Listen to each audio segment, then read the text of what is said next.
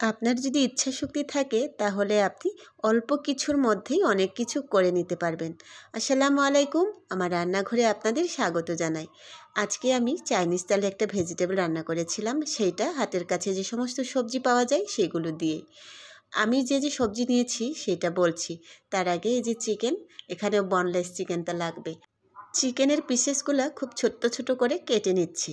যতটুকু লাগবে সেটা নিয়ে নিয়েছি। এখানে একটু হলো গোলমরিচের গুঁড়া আর একটু লবণ দিয়ে এটাকে ভেজে তুলতে হবে। এই মাংসে কোনো ধরনের হলুদ মরিচের গুঁড়া ব্যবহার করব না। আর এই যে ফুলকপি আর পটল নিয়েছিলাম সেইটাকে লবণ দিয়ে মাখিয়ে রেখেছিলাম বলে এইগুলো খুব সুন্দর নরম হয়ে গেছে।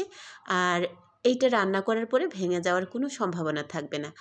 এইখানে দিচ্ছি আদা আর হচ্ছে রসুনের পেস্ট। আর পেঁয়াজটা ব্যবহার করব একটু কিউব সাইজে, এই কারণে পেঁয়াজটা আগে দেইনি। মাংসটাকে বেশ ভালো করে কষিয়ে নিতে হচ্ছে। আর এই যে পেঁয়াজ আর কাঁচামরিচ একটু বেশি করে দিয়ে দিলাম। একটু ঝাল ঝাল হলে মন্দ হয় না বলুন। একটু ভালো করে এটাকে কষিয়ে তারপরে এখানে আমি টেস্টিং সল্ট দিয়েছিলাম, সেইটা আমার আপনাদের দেখাতে মনে নাই। আর কোনো সয়া সসও ব্যবহার করছি না, জানেন তো। সয়া সস ছাড়াও চাইনিজ রান্না করা যায় যদি আপনার থাকে আইডিয়া। তো সেই ছোট্ট আইডিয়ার উপর ডিপেন্ড করে খুব সাধারণভাবে আমার বাসায় আমি আমার সন্তানদের জন্য, আমার স্বামীর জন্য রান্না যেগুলো করি সেই আইডিয়াগুলো আপনাদের সাথেও শেয়ার করি।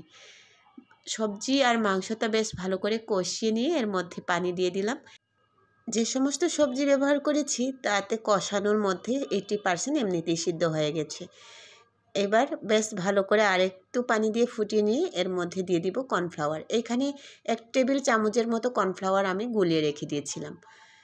এবার মিনিট 2 এর মতো এটাকে ফুটিয়ে নিব। ঝোলটা ঘন হয়ে আসলে নামিয়ে নিব। কত সহজে রান্না হয়ে গেল বলুন। যারা আমার মতো হালকা গরিব আপনারা এই রেসিপিটা ট্রাই করতে পারেন, মন্দ লাগবে না। আজকে এই পর্যন্তই, সবাই ভালো থাকবেন। আল্লাহ হাফেজ।